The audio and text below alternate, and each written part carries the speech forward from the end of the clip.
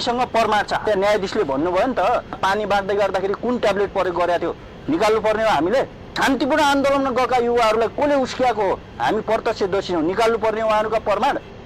ए बाबा, प्रमाण भए त अदालत पेश गर्नु नि, किन के खोया खाना राखेको त? अनि प्रमाण छ भने देखाउने, मिडियामा गएर देखाए भयो। अनि न्याय अदालत छ, अदालतमा गएर छुटुको पेश गरे भइहाल्यो नि त।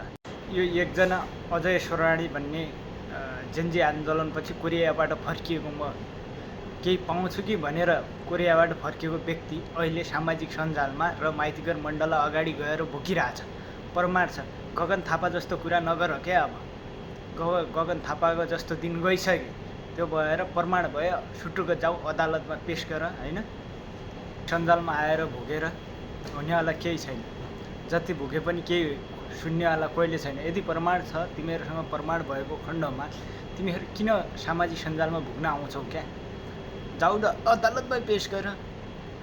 अनि किन मै हुँ भनेर कोरिया फर्केर आएर अहिले मिडिया ट्रायल गर्ने, अर्को गर्ने, के छ प्रमाण? प्रमाण भयो त अहिलेसम्म पेश गर्थ्यो होला तिमीहरूले। बिना प्रमाण भोग्ने, आफू भाइरल हुने होइन।